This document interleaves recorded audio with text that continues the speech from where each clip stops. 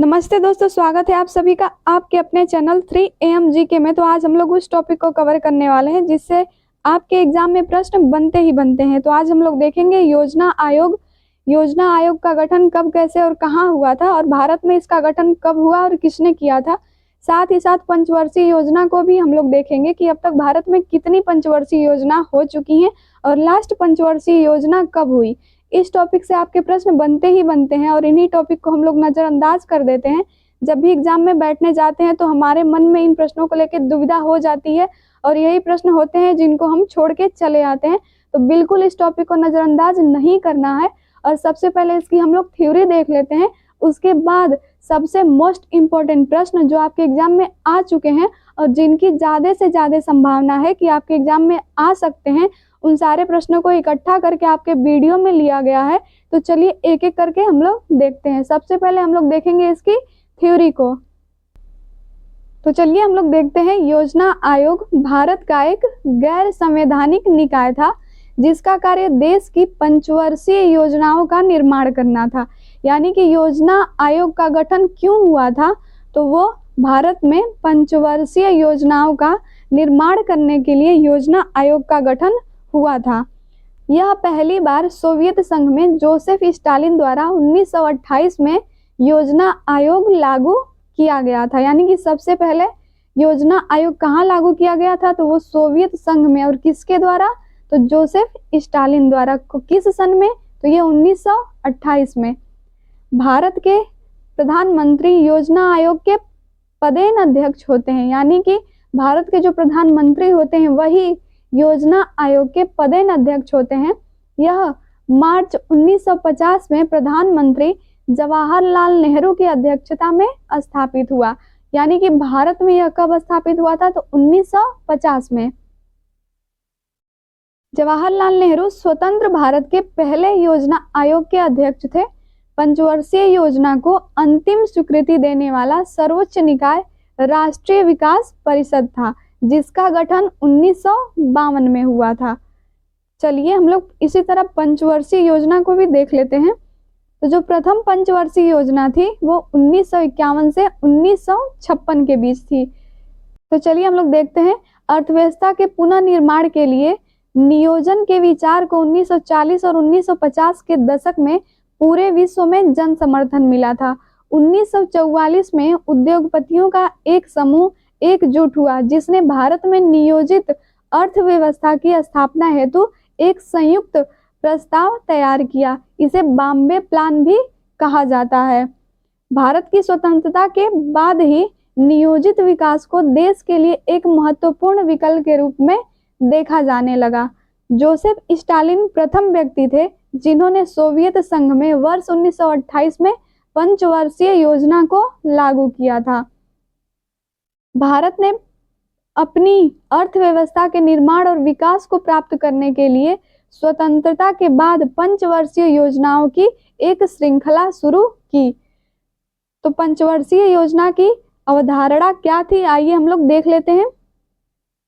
पंचवर्षीय योजनाओं का सामान्य विचार है कि भारत सरकार अपनी ओर से दस्तावेज तैयार करती है जिसमें अगले 5 वर्षों के लिए उसकी आमदनी और खर्च की योजना होती है। तो साधारण भाषा में हम लोग समझेंगे कि पंचवर्षीय योजना क्या है।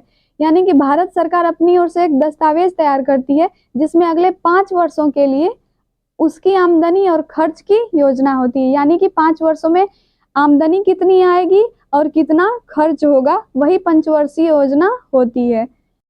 तो चलिए हम लोग देखते हैं सबसे पहली पंचवर्षीय योजना कब शुरू हुई, कब तक थी और उसकी विशेषताएं क्या थी। तो जो सबसे पहली पंचवर्षीय योजना थी वो आपकी शुरू हुई थी 1951 से और 1956 तक चली थी। और इसकी विशेषताएं क्या थी, तो प्रथम पंचवर्षीय योजना ने भारत में आर्थिक विकास पर जोर दिया और इसे भारत के प्रथम प्रधानमंत्री जवाहरलाल नेहरू ने भारतीय संसद में प्रस्तुत किया था।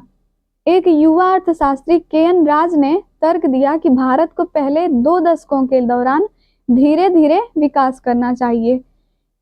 इसने मुख्य रूप से कृषि क्षेत्र पर ध्यान केंद्रित किया जिसमें बांधों और सिंचाइयों में निवेश शामिल था।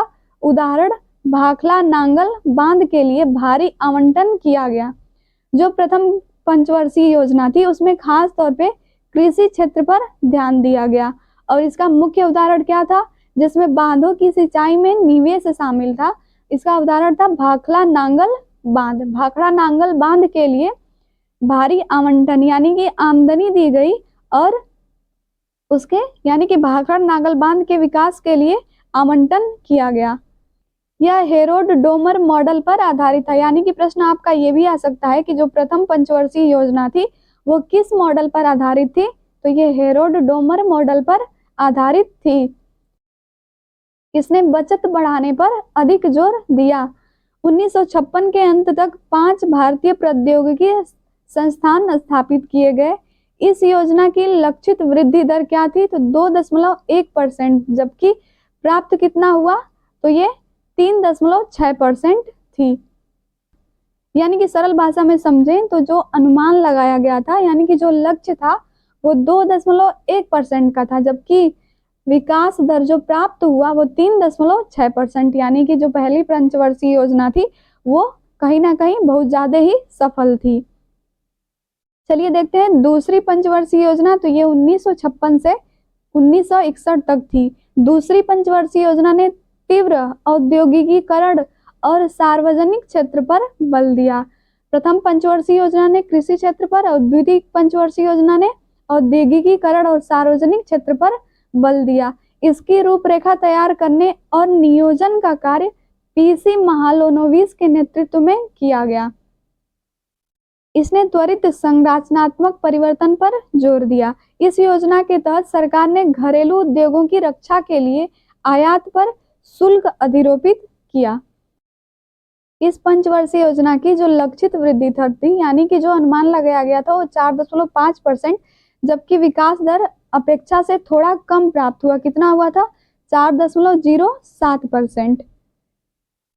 चलिए हम लोग तृतीय पंचवर्षीय योजना को देख लेते हैं। तो तृतीय पंचवर्षीय योजना 1961 से 1966 तक चली थी।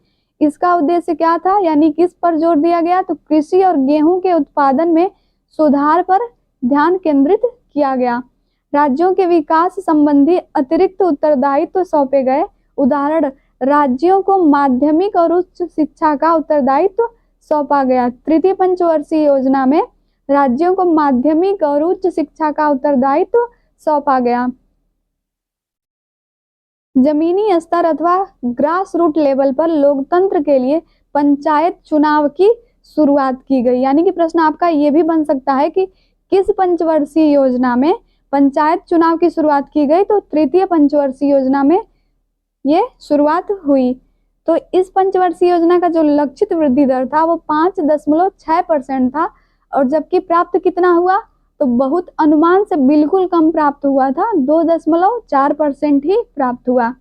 इसने तीसरी योजना की विफलता का संकेत दिया और सरकार को योजना अवकाश 1966 से 67, 1967 से 68 और 1968 से 69 की घोषणा करनी पड़ी। यानी कि इन 1966 और 1969 के बीच कोई भी योजना पंचवर्षीय योजनाएं नहीं हुई। इस टाइम योजना का अवकाश था। चीन भारत युद्ध और भारत पाक युद्ध योजना अवकाश के प्राथमिक कारणों में शामिल थे। यानी कि जो प्राथमिक कारण क्या था योजना अवकाश का, तो चीन भारत युद्ध और भारत पाक युद्ध, जिसके कारण तीसरी पंचवर्षीय योजना विफल हो गई। तो हम लोग चतुर्थ पंचवर्षीय योजना को देखेंगे तो ये 1969 से 1974 तक थी। इसे प्रधानमंत्री इंदिरा गांधी के कार्यकाल के दौरान पेश किया गया था तथा इसके माध्यम से पिछली विफलताओं यानी कि पिछली पंचवर्षीय योजना में जो भी विफलताएं थी वो इस पंचवर्षीय योजना में सुधार करने का प्रयास किया गया था। यह जो चौथी पंचवर्षीय योजना थी ये गाडगिल फार्मूले पर आधारित थी। स्थिरता के साथ विकास और आत्मनिर्भरता की दिशा में प्रगति पर बहुत अधिक जोर दिया गया। सरकार ने 14 प्रमुख भारतीय बैंकों का राष्ट्रीयकरण किया। प्रश्न आपका ये भी बन सकता है कि किस पंचवर्षीय योजना में 14 प्रमुख भारतीय बैंकों का राष्ट्रीयकरण हुआ, तो आंसर आपका हो जाएगा चतुर्थ पंचवर्षीय योजना में। और क्या हुआ, तो और हरित क्रांति ने कृषि को बढ़ावा दिया। सूखा संभावित क्षेत्र कार्यक्रम भी शुरू किया गया इस योजना में। इस योजना की लक्षित वृद्धि दर जो थी वो 5.6 थी, जबकि प्राप्त कितना हुआ था, तो 3.6 प्राप्त हुआ था। पांचवी पंचवर्षीय योजना 1974 से 1978 के बीच हुई थी। इस योजना के अंतर्गत गरीबी उन्मूलन यानी कि गरीबी हटाने पर जोर दिया गया। वर्ष 1975 में विद्युत आपूर्ति अधिनियम में संशोधन किया गया, जिससे केंद्र सरकार बिजली उत्पादन और पारेषण के क्षेत्र में प्रवेश कर सकी। भारतीय राष्ट्रीय राजमार्ग प्रणाली की शुरुआत की गई पांचवी पंचवर्षीय योजना में। इस योजना के पहले वर्ष में शुरू किया गया न्यूनतम आवश्यकता कार्यक्रम मिनिमम नीड्स प्रोग्राम MNP, जिसका उद्देश्य बुनियादी न्यूनतम आवश्यकताएं प्रदान करना था। MNP को DP धर द्वारा तैयार किया गया। जो MNP जो ये कार्यक्रम था, इसको DP धर द्वारा तैयार किया गया था। जो पांचवी पंचवर्षीय योजना थी, इसका जो लक्षित विकास दर था वो 4.4% था, जबकि प्राप्त कितना हुआ, तो 4.8% प्राप्त हुआ, यानी कि लक्षित विकास दर से वृद्धि ही हुई थी। 1978 में नवनिर्वाचित मोरारजी देसाई सरकार ने इस योजना को खारिज कर दिया था, इसीलिए यह योजना केवल 4 वर्षों तक ही चल पाई थी। चलिए हम लोग देखते हैं कुछ और महत्वपूर्ण तथ्यों को। तो रोलिंग प्लान क्या था, तो रोलिंग प्लान 1978 से 80 तक चला। यह अस्थिरता का दौर था। जनता पार्टी सरकार ने पांचवी पंचवर्षीय योजना को खारिज कर दिया और एक नई छठी पंचवर्षीय योजना प्रस्तुत की। बदले में वर्ष 1980 में इंदिरा गांधी ने फिर से प्रधानमंत्री चुने जाने पर भारतीय राष्ट्रीय कांग्रेस द्वारा इसे खारिज कर दिया गया। एक रोलिंग प्लान का तात्पर्य ऐसी योजना से है जिसमें योजना की प्रभावशीलता का मूल्यांकन वार्षिक रूप से किया जाता है और इस मूल्यांकन के आधार पर अगले वर्ष एक नई योजना बनाई जाती है। परिणाम स्वरूप इस पूरी योजना में आवंटन और लक्ष्य दोनों को अपडेट किया जाता है। चलिए हम लोग छठवीं पंचवर्षीय योजना को देख लेते हैं। छठी पंचवर्षीय योजना 1980 से 1985 के बीच हुई थी। इसने मूल्य नियंत्रणों को समाप्त करके आर्थिक उदारीकरण की शुरुआत की। इसे नेहरूवादी समाजवाद के अंत के रूप में देखा गया। जनसंख्या वृद्धि को नियंत्रित करने के लिए परिवार नियोजन कार्यक्रम शुरू किया गया। छठी पंचवर्षीय योजना में ही जनसंख्या वृद्धि को नियंत्रित करने के लिए परिवार नियोजन कार्यक्रम शुरू किया गया। प्रश्न आपका ये भी बन सकता है कि परिवार नियोजन कार्यक्रम किस पंचवर्षीय योजना में शुरू किया गया, तो आंसर आपका हो जाएगा छठी पंचवर्षीय योजना। शिवरमन समिति की सिफारिश पर राष्ट्रीय कृषि और ग्रामीण विकास बैंक नाबार्ड की स्थापना की गई। लक्षित विकास दर इस पंचवर्षीय योजना का क्या था, 5.2%, और जबकि प्राप्त क्या हुआ, तो ये 5.7%, जिसका अर्थ है कि यह पंचवर्षीय योजना सफल रही। सातवीं पंचवर्षीय योजना हम लोग देख लेते हैं। तो ये आपका हुआ 1985 से 1990 के बीच। यह योजना प्रधानमंत्री राजीव गांधी के कार्यकाल के दौरान प्रस्तुत की गई। इसने प्रौद्योगिकी के उपयोग के माध्यम से औद्योगिक उत्पादकता के स्तर में सुधार पर जोर दिया। अन्य उद्देश्यों में आर्थिक उत्पादकता में वृद्धि, खाद्यान्न उत्पादन में वृद्धि और सामाजिक न्याय प्रदान करते हुए रोजगार सृजन करना इस पंचवर्षीय योजना में शामिल था। छठी पंचवर्षीय योजना के परिणामों ने सातवीं पंचवर्षीय योजना की सफलता के लिए एक मजबूत आधार प्रदान किया। इसने गरीबी विरोधी कार्यक्रमों, आधुनिक प्रौद्योगिकी के उपयोग और भारत को एक स्वतंत्र अर्थव्यवस्था बनाने की आवश्यकता पर बल दिया। इसने वर्ष 2000 तक आत्मनिर्भर विकास के लिए पूर्व अपेक्षित लक्ष्यों को प्राप्त करने पर ध्यान केंद्रित किया। जो सातवीं पंचवर्षीय योजना थी उसकी लक्षित वृद्धि दर क्या थी, तो 5% थी, और वास्तविक में प्राप्त क्या हुआ, तो वास्तविक विकास दर जो था वो 6.01% प्राप्त हुआ। वार्षिक योजनाएं क्या है, तो वार्षिक योजनाएं 1990 से 92 के बीच हुई। आठवीं पंचवर्षीय योजना वर्ष 1990 में शुरू नहीं की गई थी और बाद के वर्षों 1991 और 1992 को वार्षिक योजना के रूप में माना गया था। इसका कारण काफी हद तक आर्थिक स्थिरता थी। भारत को इस दौरान विदेशी मुद्रा भंडार के संकट का सामना करना पड़ा। प्रधानमंत्री पीवी नरसिम्हा राव के नेतृत्व में अर्थव्यवस्था की समस्या से निपटने के लिए भारत में उदारीकरण, निजीकरण, वैश्वीकरण की शुरुआत की गई थी। 8वीं पंचवर्षीय योजना हम लोग देख लेते हैं, तो ये 1992 से 1997 के बीच हुई थी। इस पंचवर्षीय योजना का उद्देश्य था उद्योगों के आधुनिकीकरण को बढ़ावा देना। 1 जनवरी 1995 को भारत विश्व व्यापार संगठन वर्ल्ड ट्रेड ऑर्गेनाइजेशन का सदस्य बना।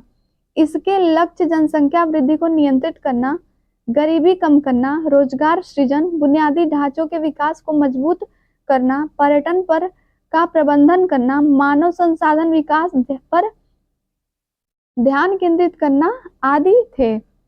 इसने विकेंद्रीकरण के माध्यम से पंचायतों और नगर पालिकाओं को शामिल करने पर भी जोर दिया। इस पंचवर्षीय योजना की लक्षित वृद्धि दर क्या थी, तो 5.6% थी और प्राप्त क्या हुआ, तो 6.8% प्राप्त हुआ। नवीं पंचवर्षीय योजना हम लोग देख लेते हैं, तो नवीं पंचवर्षीय योजना 1997 से 2002 तक चली। इसने स्वतंत्रता के बाद से भारत के 50 वर्षों को चिन्हित किया और अटल बिहारी वाजपेयी ने प्रधानमंत्री पद का नेतृत्व किया।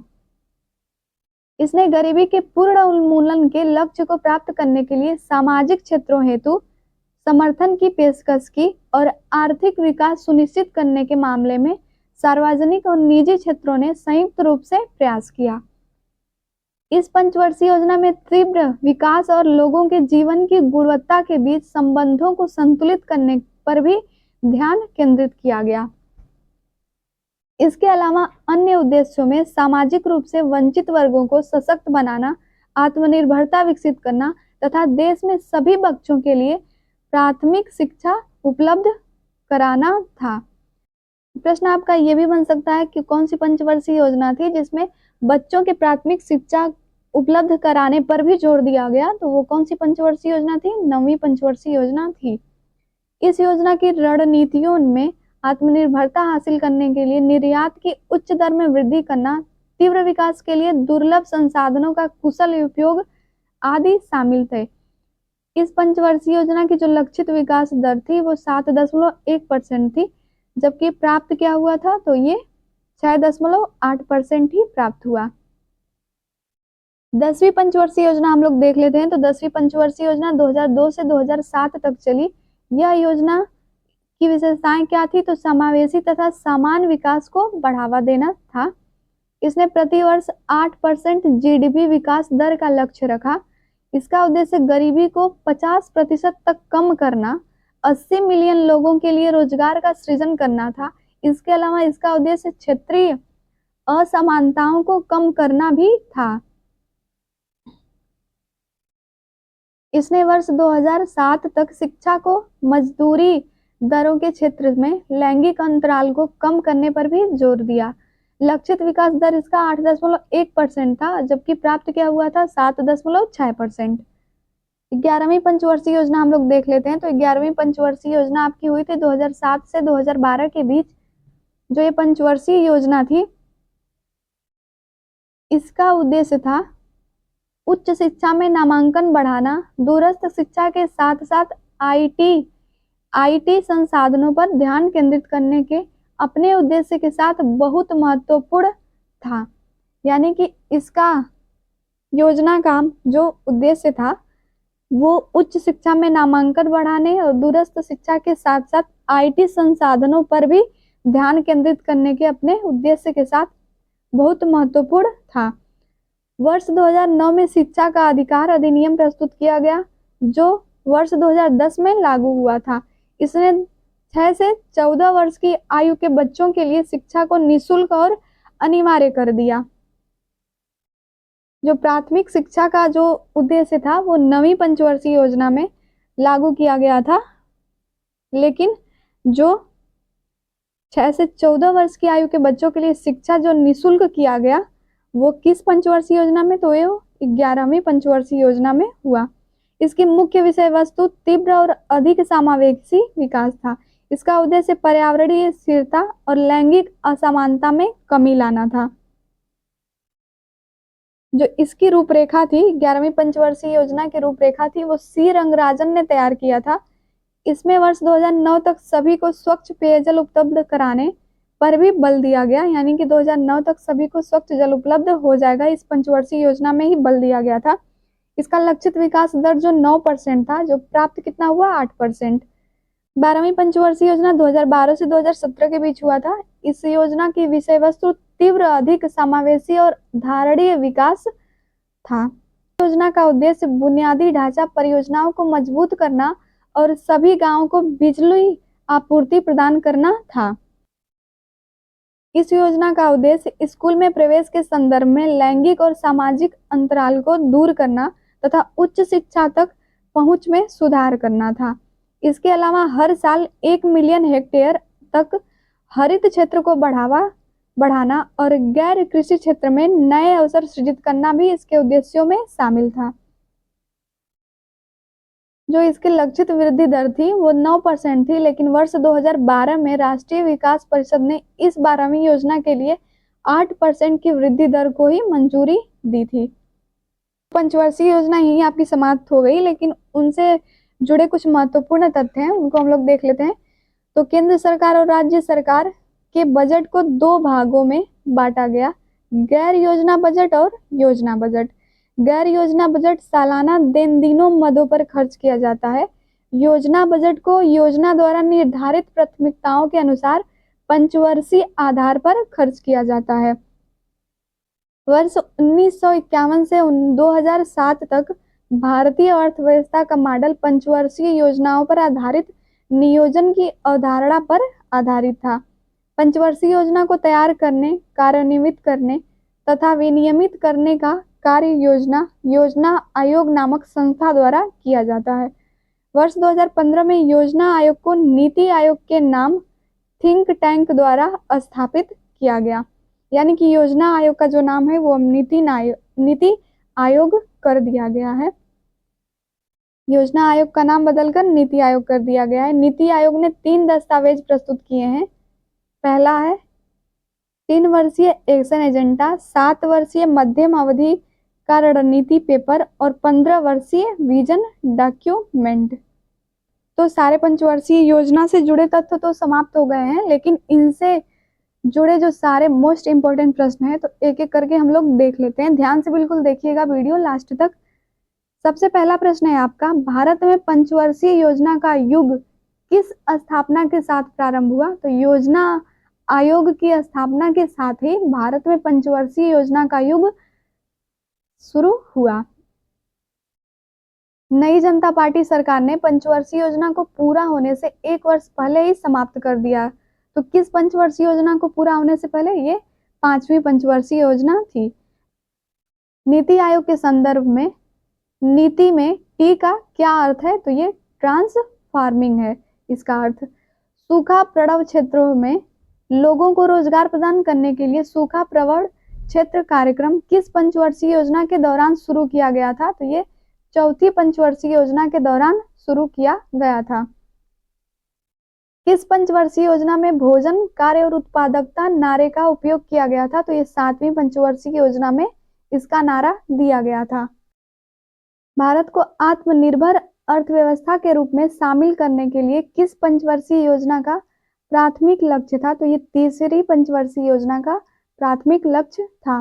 स्वतंत्र भारत में किन वर्षों का योजना अवकाश माना जाता है? तो ये 1969 से 1972 तक योजना अवकाश माना जाता है। कौन सी पंचवर्षीय योजना मुख्य रूप से गरीबी हटाओ पहल पर केंद्रित थी? तो ये 5वीं पंचवर्षीय योजना थी।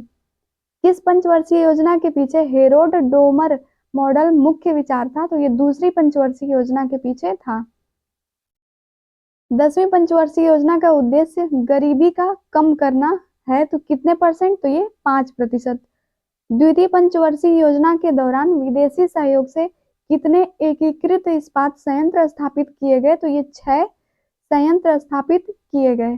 किस पंचवर्षीय योजना के शुभारंभ से पहले भारत ने संरचनात्मक समायोजन नीतियां पेश की? तो यह 8वीं पंचवर्षीय योजना की शुभारंभ से पहले शुरू किया गया था। खादी और विलेज उद्योग आयोग की स्थापना किस पंचवर्षीय योजना में की गई थी? तो ये द्वितीय पंचवर्षीय योजना में किया गया था। भारतीय योजना आयोग और राष्ट्रीय एकता परिषद का अध्यक्ष कौन होता है? तो ये प्रधानमंत्री होते हैं। भारत के योजना आयोग के अंतिम उपाध्यक्ष कौन थे? तो ये मोंटेक सिंह अहलूवालिया थे। भारत में पंचवर्षीय योजनाओं के प्राथमिक लक्ष्य क्या था? तो ये विकास, आधुनिकीकरण, आत्मनिर्भरता और समानता। भारत में योजनाबद्ध आर्थिक विकास प्रथम पंचवर्षीय योजना बनाई गई थी। तब वह योजना आयोग के अध्यक्ष कौन थे? तो वो जवाहरलाल नेहरू थे। भारत की प्रथम पंचवर्षीय योजना का मुख्य लक्ष्य क्या था? तो कृषि का विकास था। कौन सा क्षेत्र प्रथम पंचवर्षीय योजना का केंद्र था? तो ये कृषि क्षेत्र। प्रथम पंचवर्षीय योजना कब समाप्त हुई थी? तो 1956 में। शुरू कब हुआ था? तो 1951 में। दूसरी पंचवर्षीय योजना का मुख्य लक्ष्य किस लक्ष्य को प्राप्त करना था? तो ये भारी उद्योगों पर ध्यान देने के साथ तेजी से औद्योगिकीकरण पर लक्ष्य था। पहली बार आत्मनिर्भरता का उद्देश्य किस पंचवर्षीय योजना में शामिल किया गया था? तो तीसरी पंचवर्षीय योजना में शामिल किया गया था।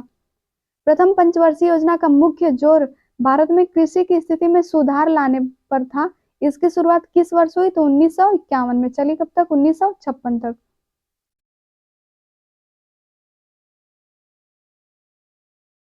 दूसरी योजना आयोग का लक्षित विकास दर कितना था? तो 4.5% था। अगला प्रश्न है, गाडगिल फार्मूला जिसका नाम समाजशास्त्री और भारतीय योजना के पहले जनक के नाम पर रखा गया, भारत में राज्य योजनाओं के लिए केंद्रीय सहायता के आवंटन निर्धारण के लिए अपनाया गया था। तो कब ये हुआ था? 1969। कौन सी पंचवर्षीय योजना मुख्य रूप से गरीबी हटाओ से संबंधित थी? तो पांचवी पंचवर्षीय योजना थी। भारत में उर्वरकों, उच्च उपज देने वाली बीजों की किस्मों का व्यापक उपयोग और सिंचाई क्षमता का दोहन कब शुरू हुआ? तो 3 वर्ष योजनाओं के दौरान। भारत में रोलिंग योजना की अवधि कितनी थी? तो 1978 से 1980 तक रोलिंग योजना की अवधि थी। रोलिंग योजना किन 2 पंचवर्षीय योजनाओं के बीच लागू की गई थी? तो पांचवी और छठी। ग्रामीण भूमिहीन श्रमिक रोजगार गारंटी कार्यक्रम किस पंचवर्षीय योजना में शुरू किया गया था? तो ये छठी पंचवर्षीय योजना में शुरू किया गया था। भारत में आर्थिक सुधारों की प्रक्रिया किस पंचवर्षीय योजना में शुरू की गई थी? तो 8वीं पंचवर्षीय योजना में शुरू की गई थी। भारत में किस पंचवर्षीय योजना से उदारीकरण सहित राजकोषीय और आर्थिक सुधारों को अपनाया गया? तो ये छठी पंचवर्षीय योजना में अपनाया गया था। किस पंचवर्षीय योजना के बाद से सार्वजनिक क्षेत्र पर जोर कम हो गया? तो यह 8वीं पंचवर्षीय योजना के बाद से कम हो गया था। 2007 तक गरीबी में 5% की कमी किस योजना का मुख्य उद्देश्य में से एक उद्देश्य था? तो ये 10वीं पंचवर्षीय योजना का था। किस पंचवर्षीय योजना में मुख्य नारा तेज और अधिक समावेशी विकास की ओर का इस्तेमाल किया गया था? तो 11वीं पंचवर्षीय योजना में किया गया था। प्रथम पंचवर्षीय योजना की वास्तविक विकास दर क्या थी? तो ये 36% थी। वैश्विक वित्तीय संकट में भारत में किस पंचवर्षीय योजना को प्रभावित किया गया? तो 11वीं पंचवर्षीय योजना को प्रभावित किया। राष्ट्रीय शहरी आजीविका मिशन किस पंचवर्षीय योजना में शुरू किया गया था? तो 12वीं पंचवर्षीय योजना में शुरू किया गया था। सर्व शिक्षा अभियान किस सरकार द्वारा शुरू किया गया था? तो ये अटल बिहारी वाजपेयी द्वारा शुरू किया गया था। राष्ट्रीय शहरी आजीविका मिशन किस पंचवर्षीय योजना में शुरू किया गया था? तो ये 12वीं पंचवर्षीय योजना, यानी कि लास्ट जो पिछली बार पंचवर्षीय योजना हुई थी उसमें ये किया गया था। भारत सरकार की स्टैंड अप इंडिया योजना के तहत प्रदान की जाने वाली न्यूनतम ऋण राशि क्या है? तो ये 10 लाख है। उम्मीद है कि आपको वीडियो पसंद आई होगी। सारे प्रश्न बिल्कुल मोस्ट इंपोर्टेंट थे। तो चलिए मिलते हैं अब नेक्स्ट वीडियो में। चैनल पर नए हैं तो सब्सक्राइब कर दीजिए। मिलेंगे हम नेक्स्ट वीडियो में, तब तक के लिए धन्यवाद।